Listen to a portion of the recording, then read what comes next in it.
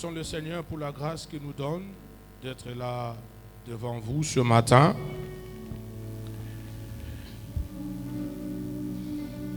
À lui l'honneur et la gloire, parce que c'est lui l'auteur de toute grâce.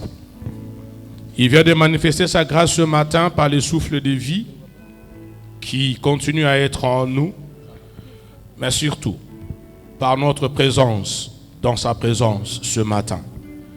Bien-aimés dans le Seigneur, nous sommes sans ignorer que le destinataire de ces cultes a appelé à l'existence ce qui n'existait pas, afin que par reconnaissance, toutes les créatures l'adorent.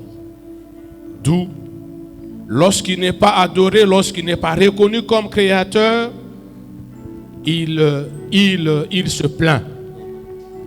Mais je suis heureux ce matin parce que lors de l'adoration, nous avons fait une déclaration pour qu'il sache que pour nous qui sommes là, c'est lui, le patron de l'univers. Amen.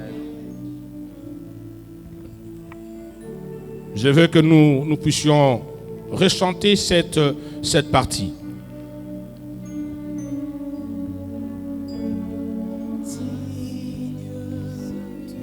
J'aimerais que tu puisses cette fois-là non chanter parce que la musique est bonne, mais j'aimerais que tu puisses comprendre la portée de chaque mot, de chaque phrase contenue dans ces cantiques. Saint, ô éternel,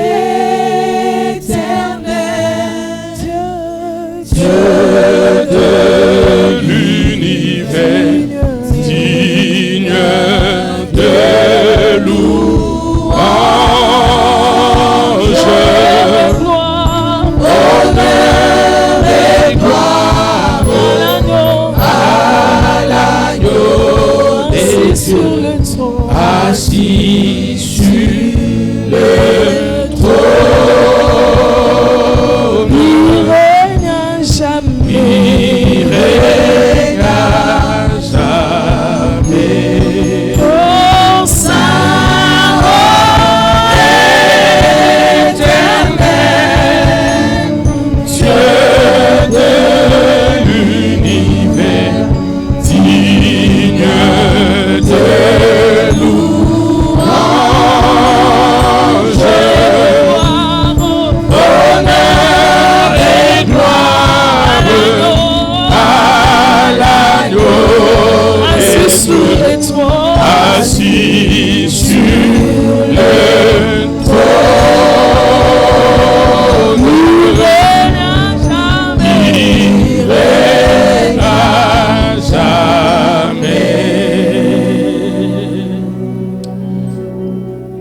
Bien-aimés, je venais de le dire, le Seigneur nous rappelle que c'est lui le créateur de toute créature. S'il est le créateur de toutes les créatures, il est le Père de quelques-uns, de ceux qui volontairement se soumettent à sa seigneurie.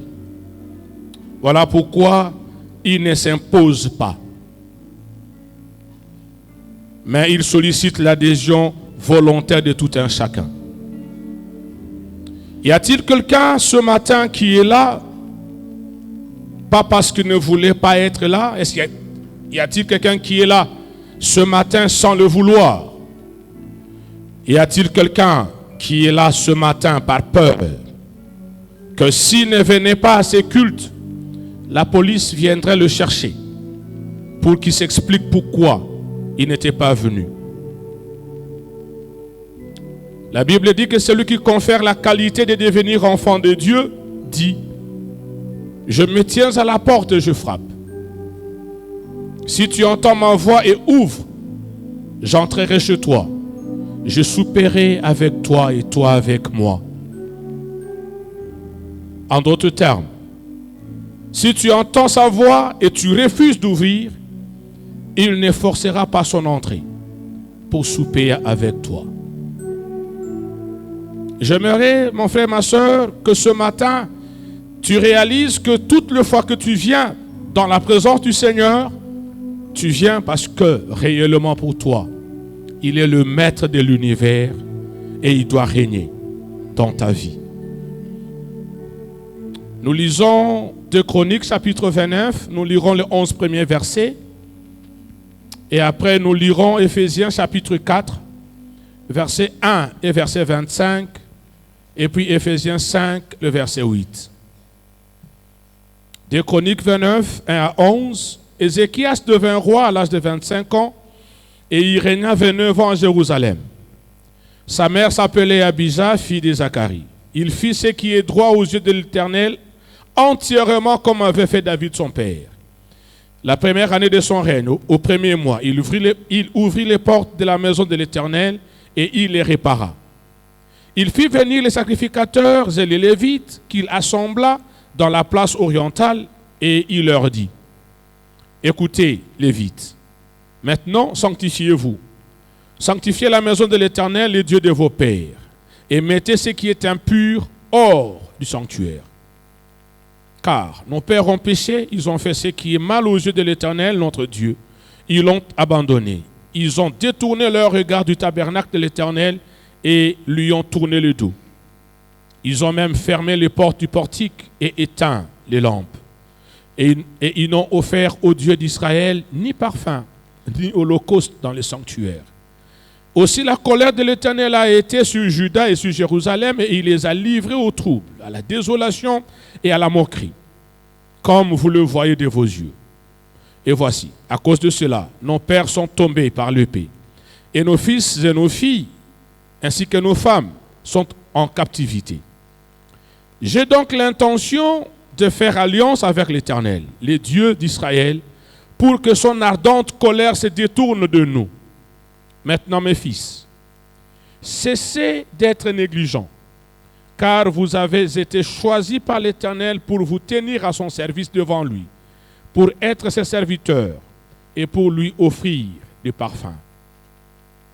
Éphésiens chapitre 4, le verset 1 nous dit: je vous exhorte donc, moi le prisonnier dans le Seigneur, à marcher d'une manière digne de la vocation qui vous a été adressée. Le chapitre, le verset 25 nous dit: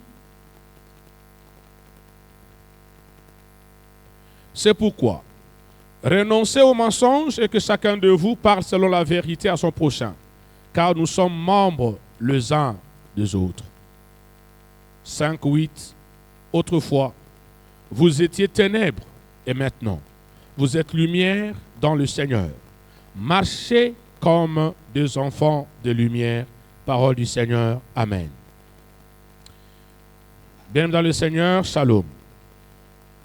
Le premier texte nous informe qu'Ézéchias devint roi à 25 ans et régna pendant 29 ans. Et pendant sa royauté, il fit ce qui est droit aux yeux de l'Éternel, à l'instar de David, son prédécesseur, son modèle, sa référence. Qu'est-ce qu'il a fait? La Bible dit qu'il a ouvert les portes de la maison de l'Éternel et il les a réparées. Une manière de nous dire que cette maison, qui était le symbole de la présence du Seigneur, était fermée.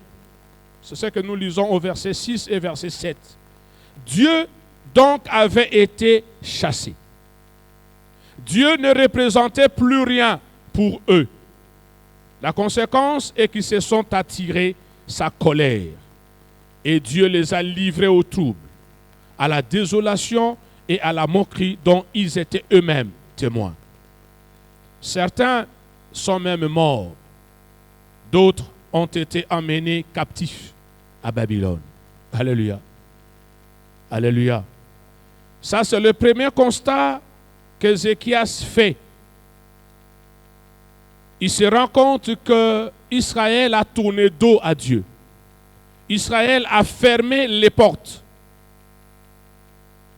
du temple qui symbolisait Dieu. Mon frère, ma soeur, aujourd'hui, le temple, ce n'est pas ce temple ici. Chacun de nous est le temple de Dieu. Alléluia. La Bible dit que chacun de nous, nous qui venons ici, nous devons savoir que nous sommes l'habitation de Dieu par son Esprit Saint. Mais retenons qu'un des fléaux qui ronge l'humanité aujourd'hui, c'est justement la négation de Dieu. De plus en plus, mes frères et sœurs, plutôt de moins en moins, Dieu a de la place. De moins en moins, Dieu a de l'estime dans la vie des hommes.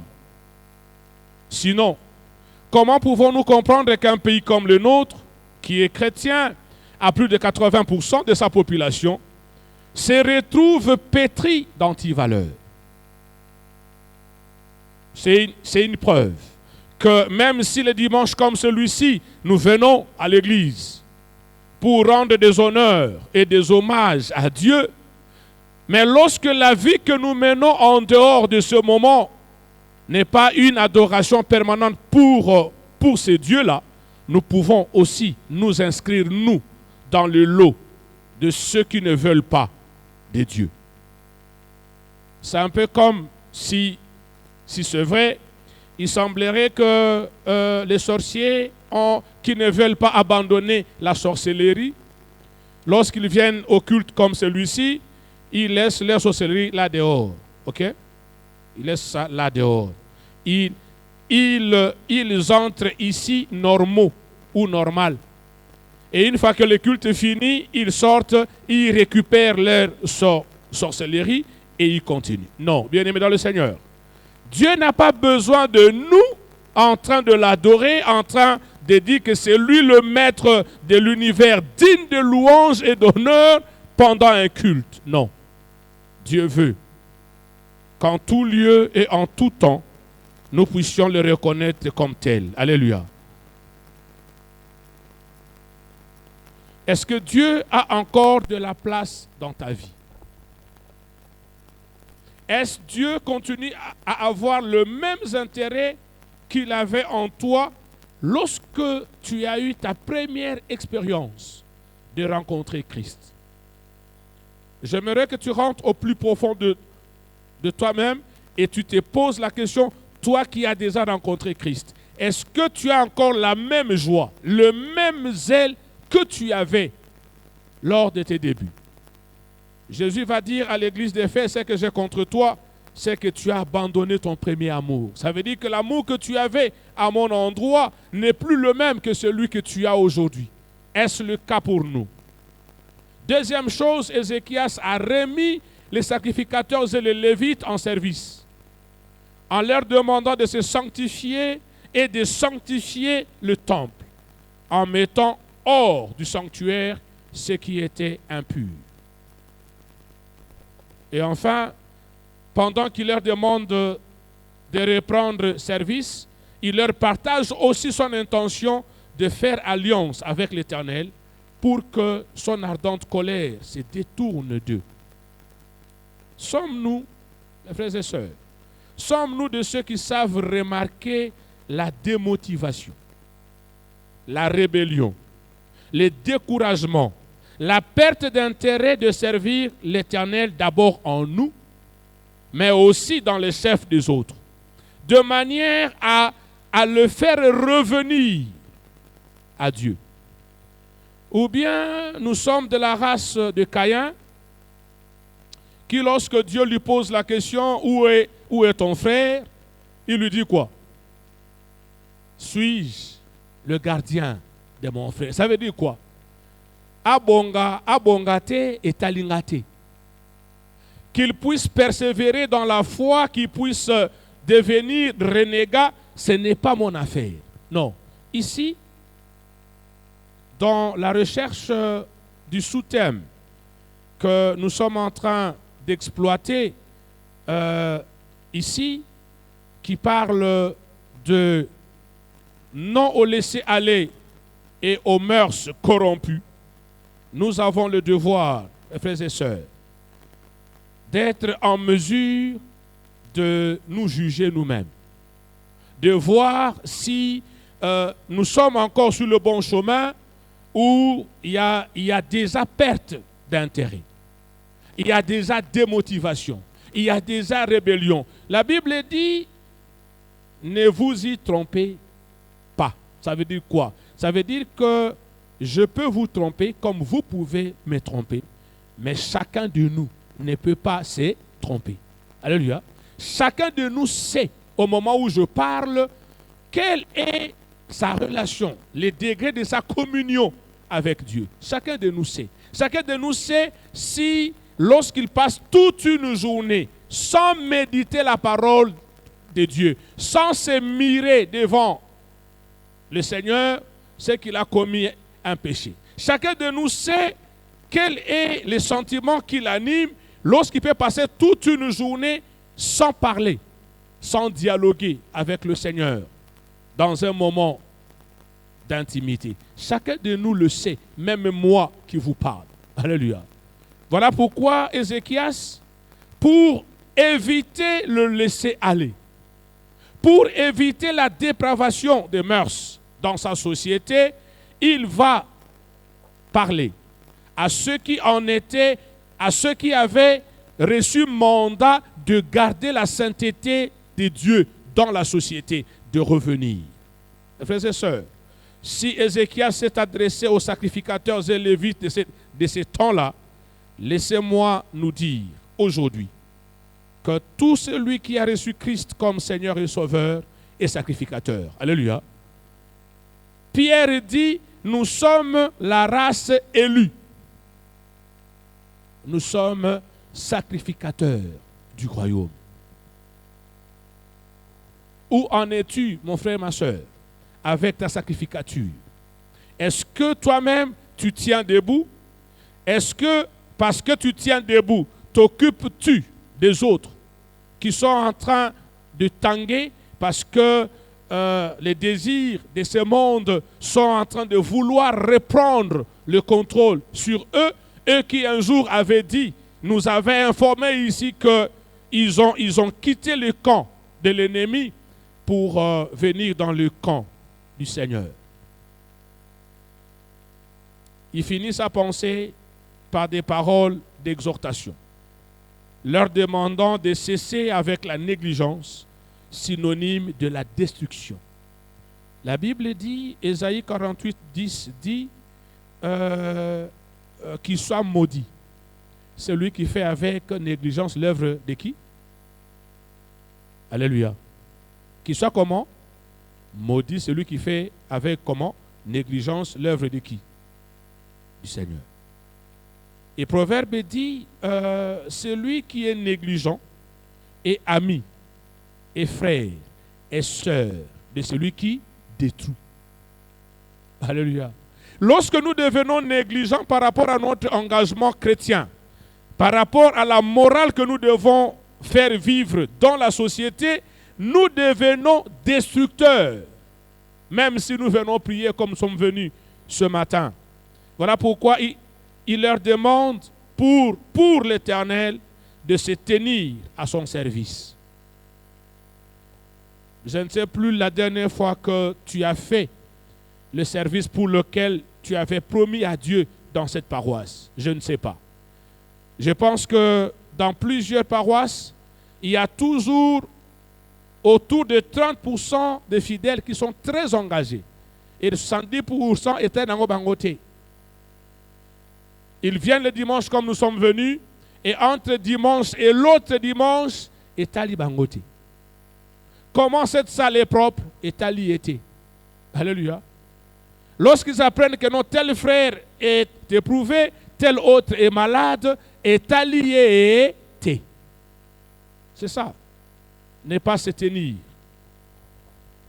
au service de Dieu devant lui. Il leur demande d'être serviteurs, de redevenir serviteurs du Seigneur. Ça veut dire quoi? Ça veut dire que des hommes et des femmes qui reconnaissent que Dieu est le maître et que moi, comme serviteur, comme esclave, je dois dire, comme Marie, la mère de Jésus, a dit, je suis la servante du Seigneur, qu'il me soit fait selon la volonté de qui? De Dieu. C'est ça être serviteur. Être serviteur, être servante, c'est être prêt à abandonner sa volonté au profit de la volonté de qui? De Dieu. C'est ça être serviteur. Marie avait un projet, bien aimé dans le Seigneur, un projet dans une société où la femme n'avait de la valeur que lorsqu'elle était mariée. Et Marie était dans ces processus de mariage. Tout était déjà presque fini. Mais c'est là que Dieu arrive avec son projet à lui pour dire, c'est toi qui porteras l'enfant, Jésus. Et ceux qui lisent la Bible savent que quand Joseph, fiancé, a appris que Marie attendait famille et que lui, dans sa conscience, il sait qu'il n'a pas eu de rapport avec cette femme, il a dit donc c'est une femme légère, je décide de rompre avec elle. La décision était déjà prise. Alléluia. N'était Dieu qui lui est apparu dans un songe, Joseph n'allait plus reprendre Marie comme femme. Mais pourquoi Marie était en train de perdre son mariage? Mais c'est parce que elle savait qu'elle était servante de qui? De Dieu. Et qu'entre ses intérêts et ceux de son Seigneur, mieux vaut que les intérêts du Seigneur priment. Alléluia. C'est ça être serviteur. Et enfin, il leur demande d'offrir à Dieu des parfums. C'était ça à l'époque. À cette époque-là, les sacrificateurs avaient aussi pour mandat offrir des parfums. Et aujourd'hui, mes frères et sœurs, nous qui sommes sacrificateurs, nous n'avons plus besoin d'emmener de parfums ici pour les offrir à Dieu. Le parfum que le Seigneur attend de nous, c'est la qualité de la vie que nous menons. Alléluia. La vie que tu mènes, c'est cela le parfum que tu es appelé à offrir à Dieu. Est-ce que ta vie est un parfum de bonne odeur? Nous savons tous que lorsqu'il y a une bonne odeur, là où nous nous trouvons, nous préférons y rester, y demeurer. J'ai déjà vu des gens poser la question à d'autres qui avaient mis un parfum qui sentait tellement bon. D'abord, c'est quoi le nom du parfum que tu as mis? 2, tu l'as acheté où? Ok?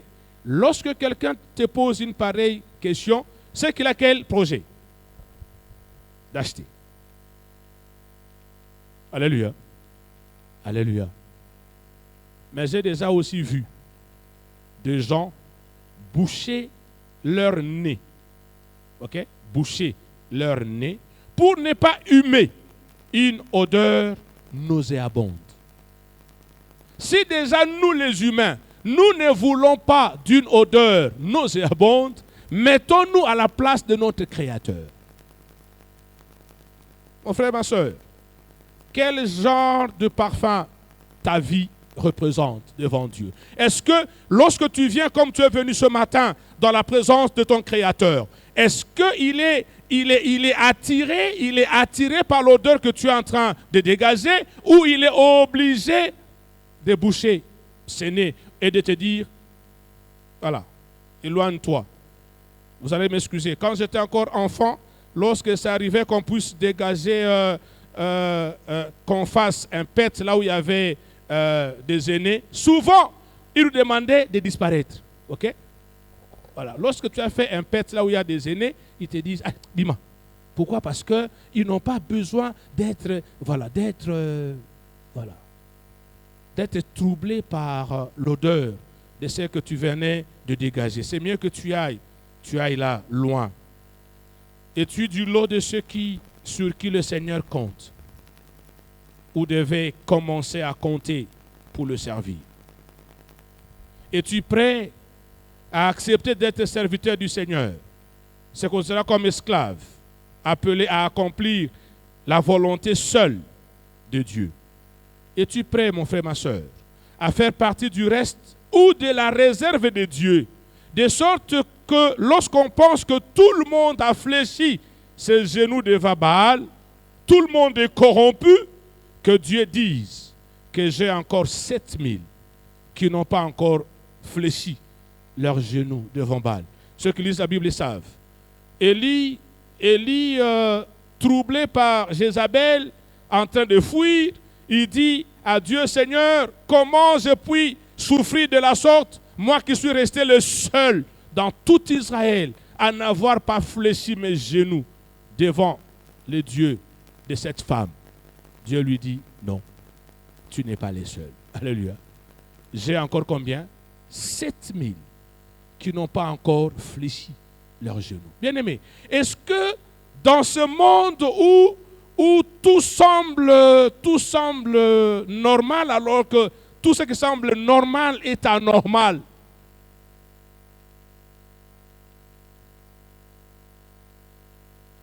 Un politicien me disait il y a quelques jours ici, il dit, tu sais, pasteur, nous savons que personne ne résiste devant l'argent. OK? C'est-à-dire pour eux, pour avoir quelqu'un, il faut lui amener quoi? L'argent.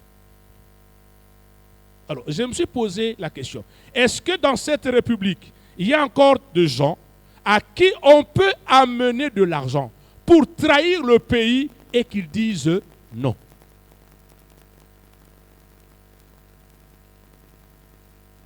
Ma soeur, est-ce qu'il y a encore des femmes qui peuvent dire non parce que il semblerait que toutes les femmes accepteraient de vendre leur corps pour un avantage?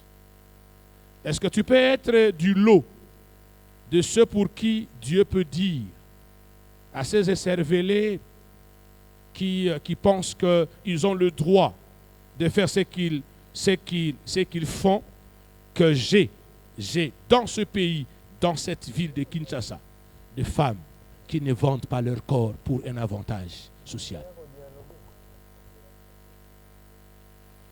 Le deuxième texte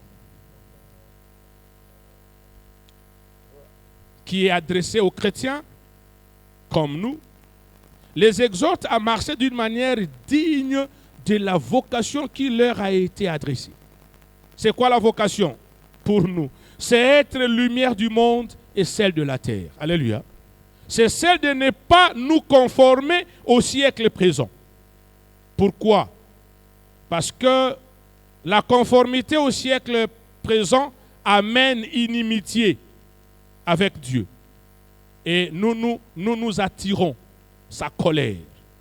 Bien-aimé, le laisser-aller qui a provoqué la venue de Christ, lui qui a pris notre place sur le banc infâme de Golgotha, si on comprend les sacrifices qu'il a consentis, on ne peut plus se plaire dans la vie où nous étions hier, avant d'être rachetés. S'il est vrai que nous avons compris que c'est la vie que nous avions menée hier qui a valu la mort du Fils unique de Dieu.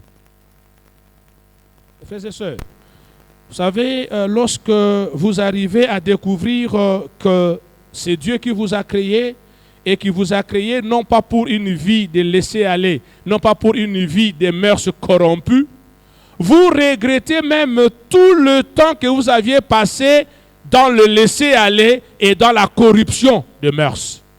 Il y a même en vous l'envie de vouloir appuyer sur un bouton pour que votre vie revienne au point zéro et que vous la meniez en connaissance de cause.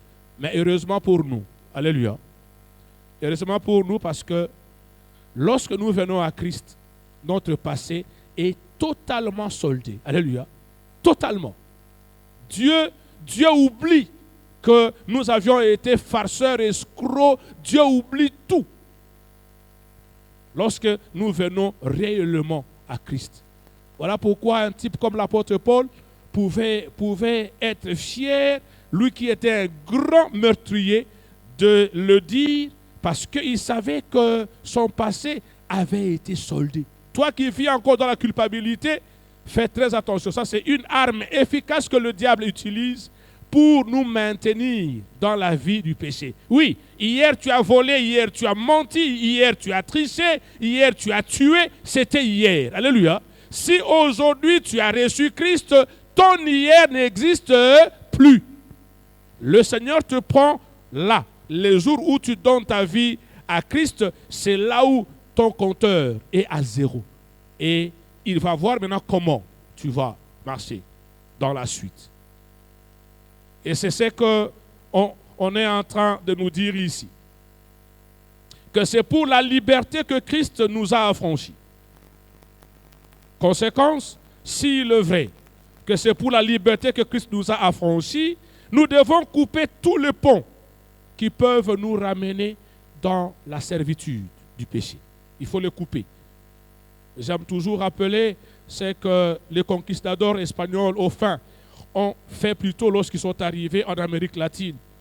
Quand ils ont accosté, le commandant a ordonné qu'on puisse incendier tous les navires qui les avaient amenés. Et une fois que c'était fait, il a dit à ses hommes des troupes, voilà, le bateau qui nous a amenés de l'Europe jusqu'ici, Yangoana et Tumbami, ça veut dire quoi? On n'a plus une possibilité de faire quoi? De rentrer. Donc, tel que nous sommes arrivés là, ou c'est pour conquérir, ou c'est pour mourir. Voilà. Ils ont attaqué tous les habitants de l'Amérique latine, tout en sachant qu'ils n'avaient plus moyen de rentrer en Europe. Est-ce que toi et moi avons-nous déjà coupé le pont qui facilement peuvent faire en sorte que ce qui était pour nous hier quelque chose de bien, mais qui est devenu quelque chose de mal, à cause de la connaissance de Christ, redevienne encore bien. Voilà pourquoi Pierre, l'apôtre, nous dit « Tozalate loko la bamboa ». Aliebi loko, asanzi yango, après aliebi sanzanaï. Non. Tozalate loko la ngulu. Baloko tie na potopoto. Basukoli est aussitôt fini d'être lavé, il rentre encore dans la boue. Ça n'aura servi à rien. Or, Christ n'est pas mort en vain. Alléluia. Dis à ton frère et à ta soeur qui est à tes côtés, dis-lui, Christ n'est pas mort en vain. Dis-lui qu'il est mort pour que toi tu sois sauvé. Amen. Amen. Paul nous rappelle et rappelle à chacun de se rappeler aussi de ce qu'il était hier, ténèbres. Voilà, c'est ce qu'il dit. Hier, tu étais ténèbres. J'étais ténèbres. Et aujourd'hui, si j'ai reçu Christ, je deviens lumière. Et il dit, tu es lumière afin de marcher comme les enfants de lumière. Alléluia. Alléluia. Les enfants de lumière, batambolaka na ténèbres te. Les enfants de lumière n'ont pas une double vie. Un jour, j'ai appelé un de mes petits pour qu'il m'aide à comprendre comment fonctionne téléphone et iPad et que sais-je encore, des tablettes. Et il m'a étonné. Pendant qu'il était en train de me montrer, moi je ne comprenais rien. Il m'a dit, mets un code. Je mis. Et puis, il a continué après. Il me dit non, mets ton empreinte digitale. Ici. J'ai mis. Et puis après, il me dit non, regarde-moi papa. Je l'ai fixé. Il m'a dit non, enlève tes verres. Je les ai enlevés. Et puis après, il m'a dit ok, tu peux continuer. Et puis après, il m'a dit non, parle. Finalement, je lui ai dit non, c'est quoi? Il dit papa. Donc tout ça là, ce sont des mécanismes de verrouillage de ton téléphone ou de ta tablette. De manière à ce que pour que quelqu'un y accède, ok, il faut azalana mungongo na yo, azalana empreinte digitale na yo, azalana na misu na yo. J'ai dit tout ça là pourquoi? Voilà. Il y a des gens qui ont une vie tellement compliquée et ils ont créé des systèmes de verrouillage extraordinaires. Je l'ai toujours dit, plus d'une fois ça m'est arrivé de sortir de la maison et en oubliant mes téléphones. Et puis j'arrive au bureau, je demande à une de mes secrétaires son téléphone pour que j'appelle à la maison pour qu'elle me ramène mon téléphone. Et puis après, elle me pose la question, c'est seulement ici que tu t'es rappelé que tu as oublié ton téléphone? Je dis non. C'est, je pense, 5 minutes après avoir quitté la maison. Et elle me dit, pourquoi tu n'es pas rentré récupérer? J'ai dit, pourquoi je devais rentrer? Elle me dit, chef, mon mari attend Nandoto. Ok? Et ça, le matin. Attends, Nini. Attends, Ndoto. Il ne peut pas sortir et se rappeler en chemin qu'il a oublié son téléphone et continuer sa course, mais demandant à moi de le lui faire parvenir. Jamais. Et pourtant, Ezana ba code grave. Malgré ba code wana, à sa sûreté. Bien aimé, quelle vie tu mènes? Vous savez, moi j'aime quand nous tous ici, on était païens. Ok? On était dans une liberté extraordinaire.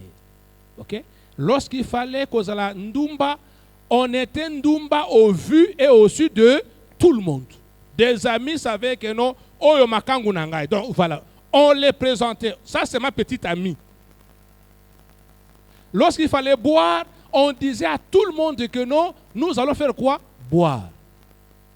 Lelo, tolobi que non tokomi bana ya Nzambe, avant de faire quelque chose, on regarde à gauche, on regarde à droite, on regarde devant, on regarde derrière, on veut se rassurer que non, bazo monanga été. Et pourtant, nous savons tous ici que celui que nous prions, est à la moi, est à la boutou, lui voit. Alléluia. David dit, où irai-je loin de toi? Où fuirai-je loin de quoi? De ta face. Parce que na matalikolo oza, na kita nase oza, na lobakeno molili ezingangai, voilà. Les ténèbres les plus ténébreuses ne sont que pour toi quoi? Lumière. Lumière. Bien-aimé, nous ne pouvons pas prétendre appartenir à Dieu et continuer à vivre dans les ténèbres. Non. Il y a des gens qui nous ont précédés dans la foi et qui nous ont laissé de modèles à suivre. Joseph a reçu une passe en or. Joseph, esclave dans une maison, il est aimé par la femme de son patron. Cela veut dire quoi? Cela veut dire que si ce petit avait dit oui à la femme du patron, est-ce que allait-il continuer à être traité comme esclave? Non. Il allait avoir un traitement spécial. La femme du patron allait s'occuper de lui comme les femmes savent s'occuper des hommes qu'elles aiment. Mais à cause de son Dieu, alléluia, il a dit non. Ça lui a valu même la prison. Il est allé en prison heureux, avec une conscience tranquille, parce que lui au moins savait que je suis ici, non parce que j'ai voulu violer la femme de mon patron, mais c'est parce que à Koselinganini Makambo. Et si je ne l'ai pas fait, c'est pour honorer qui? Dieu. Alléluia. Alléluia. Moïse, la Bible dit que Moïse, devenu grand, refusa d'être appelé fils de la fille de Pharaon. Ça veut dire prince. Aimant mieux, voilà, aimant mieux être maltraité avec le peuple de Dieu que de jouir pour un temps les bénéfices que le péché donne. Mes frères et sœurs, le péché a un bénéfice, ok? Le péché. Tu triches à l'examen, tu réussis. Vrai ou faux? Au tricher bakangiote, au échouer ou bien au gozoua, aux huiles. Tu corromps aux huiles. Tu te prostitues aux huiles. Le péché. Tu détournes l'argent du pays là où tu travailles, ta vie est bongie. Mais Moïse, à cause, la Bible dit parce qu'il avait son regard fixé sur les rémunérateurs, ok, il a préféré souffrir pendant un temps que de jouir aussi pendant un temps. Il a refusé de les laisser aller. Il a refusé des mœurs corrompues. Daniel, Meshach, Shadrach et Abednego sont aussi un autre exemple. Ils arrivent à Souz. Ils sont choisis parmi des jeunes qui devaient être instruits et qui devaient manger à la table du roi. Mais il y a un problème. À cette époque-là, le mets qui était servi à la table du roi passait d'abord par des divinités, okay, avant d'atterrir à la table.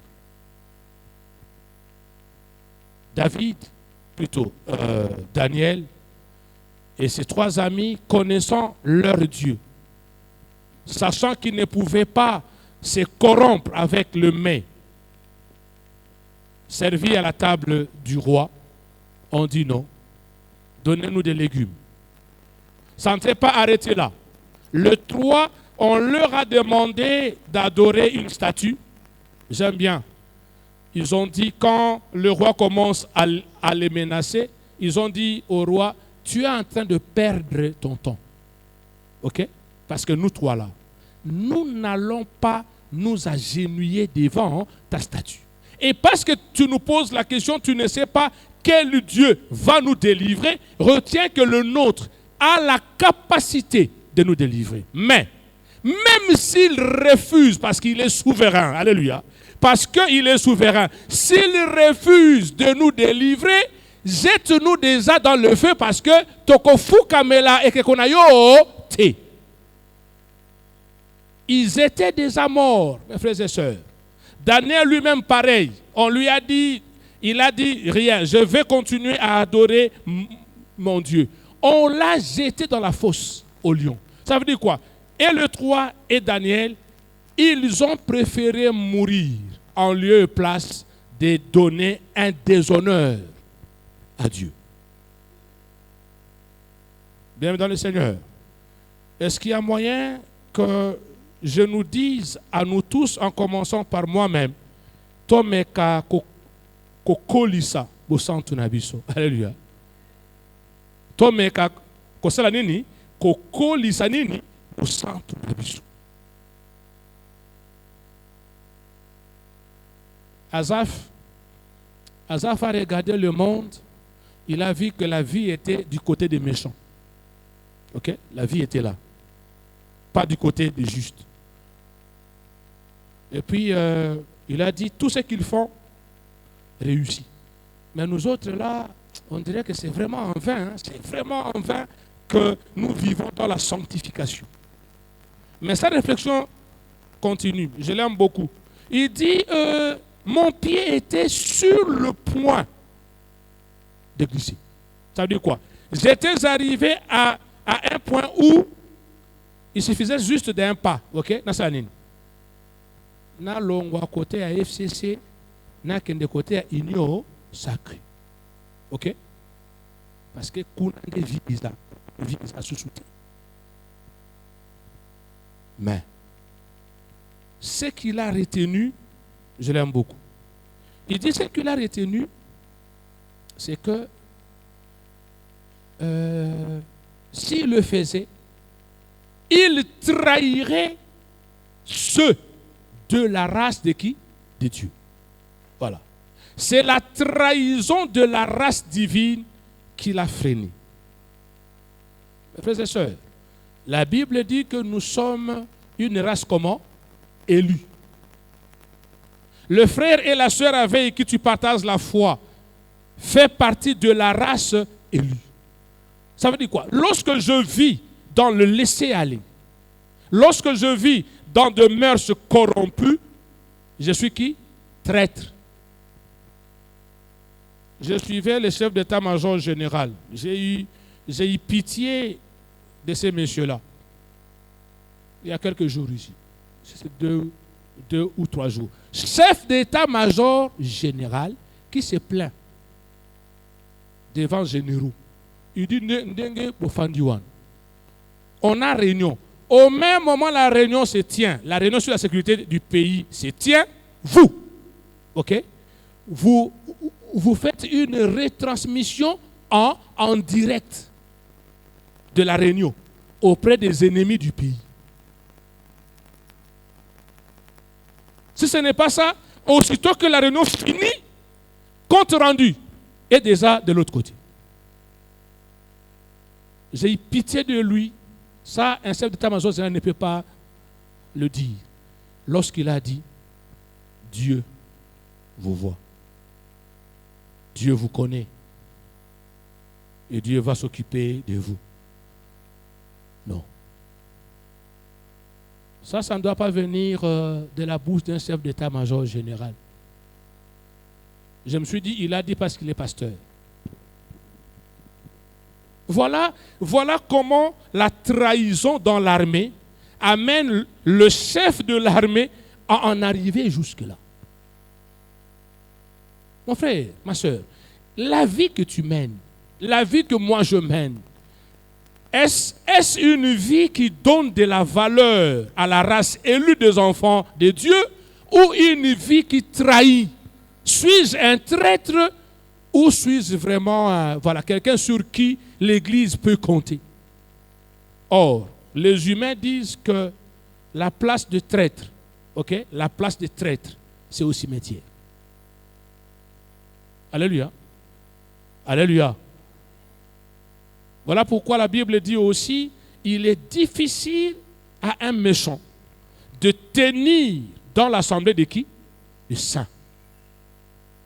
Lorsque tu mènes une vie de duplicité, mais tu as quand même le courage de venir adorer le Seigneur tel que tu l'as fait ce matin, quand tu vas rentrer chez toi, quand tu es dans la chambre, quand la porte, dis-toi, Nazarakandoki.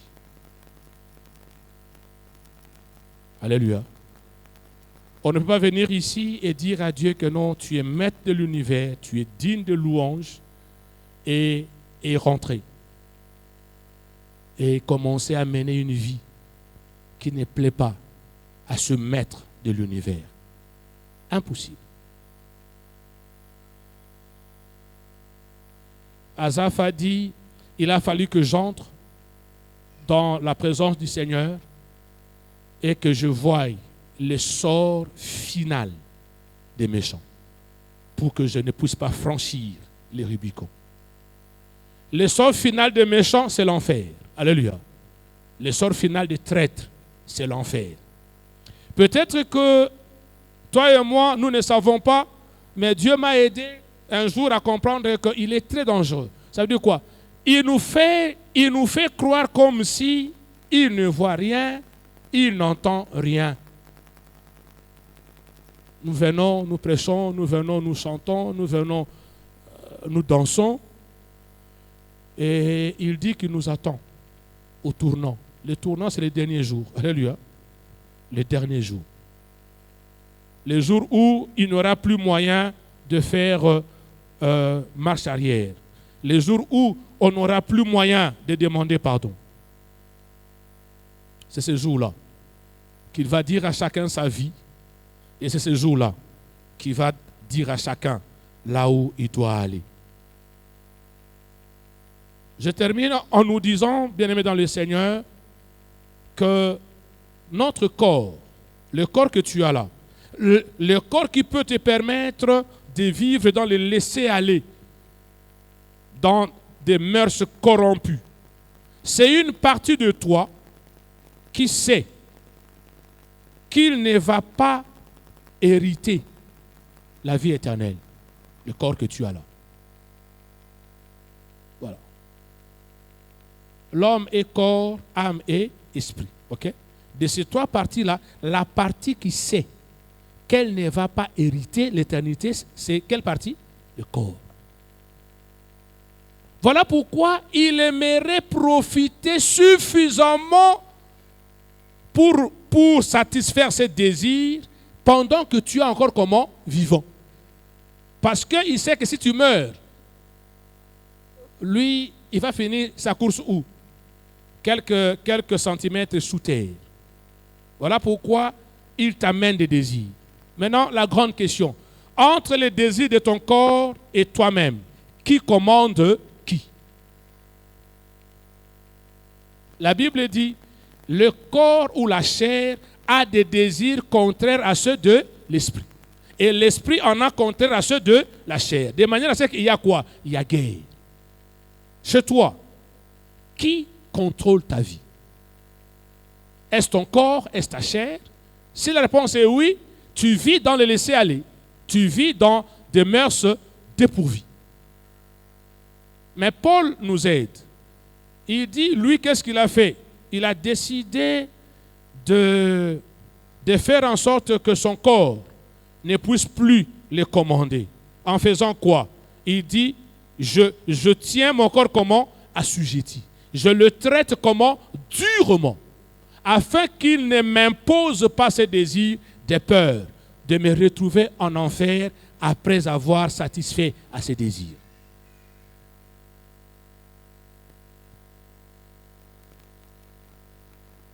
Nous sommes prévenus que la satisfaction des désirs de la chair est inimitié contre Dieu. Pourquoi? Parce qu'elle ne se soumet pas à la volonté de Dieu. Jacques dit, adultère que vous êtes, ne savez-vous pas que l'amour du monde est inimitié contre Dieu? Celui donc qui veut être ami du monde se rend ennemi de qui? De Dieu. Or, le Seigneur, en venant sur cette terre, n'a rien trouvé, rien d'entrayant. Je l'ai toujours dit, mes frères et sœurs. Christ est venu ici, dans le monde où toi et moi, nous vivons. Ok? On lui a montré tout le bonheur, toutes les richesses du monde. Quand il les a toutes observées, il n'a rien trouvé de comment? De bon. So mutake na poto azongi souvent batu na yera mutu na moko. Ozongi pona nini? Pona nini? Parce que pour tout le monde, ce qui ok poto il faut osala nini? Otikala. Pourquoi? Parce que là c'est meilleur qu'ici. N'est-ce pas? Soki mutu auti mboka ayena kisasa azongi bakotu na pona nini asali nini azongi. Pourquoi? Parce que kisasa est mieux que ku ou mboka. Alléluia. Notre Seigneur est venu dans ce monde que toi et moi aimons. La Bible dit, il a été tenté en tout, sans péché. Pourquoi? Parce qu'il n'a rien trouvé de comment? De bon. Voilà pourquoi il dit à ses disciples, je préfère me rencontrer avec vous dans les jours qui viennent, mais pas ici, chez mon Père. Parce que chez mon Père, c'est mieux que chez vous. Il est parti. En leur laissant la promesse que non, je suis parti, vous préparez quoi? Une place. Quand j'aurai fini, je ferai quoi? Je reviendrai vous chercher parce que j'aimerais que vous soyez là où moi je suis. Faisons donc attention que la satisfaction et ses désirs, plutôt la satisfaction de la chair et ses désirs ne nous fassent pas rater ce pourquoi le Seigneur a voulu de notre présence sur cette terre. Faisons attention. L'honneur que nous devons à Dieu nous oblige de le lui rendre en tout lieu et en tout temps, et non seulement en parole, pendant un culte comme celui-ci. Il a besoin des honneurs dimanche comme aujourd'hui au culte. Il a besoin, mon frère, ma soeur, des honneurs de lundi jusqu'à samedi. Alléluia. À la maison, au bureau, dans l'auditoire, au marché, au volant, sur la moto ou à pied, lorsque nous vendons ou lorsque nous corrigeons les copies des étudiants. Dieu a besoin que dans tout cela, son nom puisse être honoré. Il n'y a que ceux et celles qui comprennent cela, qui ne sont pas pris au piège du laisser-aller et de la dépravation des mœurs. Il n'y a que eux qui sont véritablement la lumière du monde. Il n'y a que pour eux que la parole de Dieu qui dit une ville située sur une montagne, ok, ne peut pas se cacher, se réalise. Est-ce le cas pour toi? On va prier.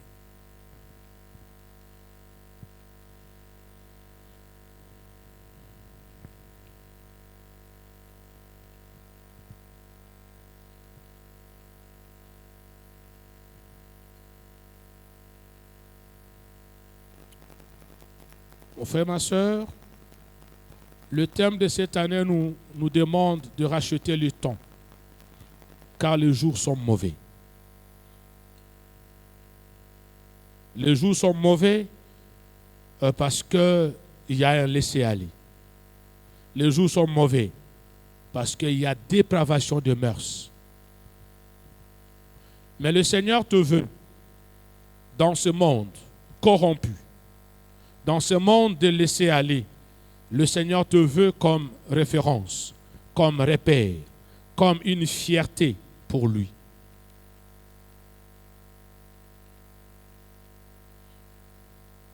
Qu'est-ce que l'Esprit de Dieu te dit maintenant?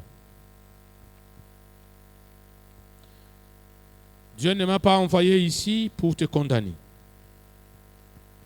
Dieu m'a simplement demandé d'attester ces choses, afin que chacun de nous puisse soit accepter de prendre en compte l'avertissement ou alors refuser. De manière à ce que si la mort s'ensuit, que ton sang ne soit pas redemandé sur la tête de cette Église. L'Église aura fait sa part en te disant ces choses. Il te reste à toi de décider ce que tu veux faire de ce que Dieu vient de te dire. Les deux textes que nous avons lus s'adressent à ceux qui vivent en alliance avec Dieu. Est-ce que tu vis en alliance avec le Seigneur? On vit en alliance avec Dieu lorsqu'on a donné sa vie à Christ. Tant qu'on n'a pas encore laissé à Christ de devenir Seigneur de sa vie, on est en dehors de l'alliance. Si tu n'as pas encore donné ta vie à Christ, il faut le faire aujourd'hui. Tu as donné ta vie à Christ, gloire à Dieu, mais tu te rends compte qu'il y a encore des choses qui ont fait de toi jusque ce matin que tu sois dans un laisser-aller ou dans des mœurs corrompues. Si tel est le cas, comme je le dis, je ne suis pas là pour te juger, ni pour te condamner. Mais simplement, comme Christ a dit à la femme samaritaine, en quittant ce culte, ne rentre plus dans cette vie de désordre, dans cette vie de laisser aller, dans cette vie qui fait insulter Dieu. Parce que peut-être, aujourd'hui, c'est le dernier avertissement que Dieu te fait. Tu n'es pas maître de ton souffle de vie. Ce qui va t'arriver dans la minute qui suit, tu ne le sais pas. Voilà pourquoi Dieu dit, lorsque tu entends ma voix, n'endurcis pas ton cœur.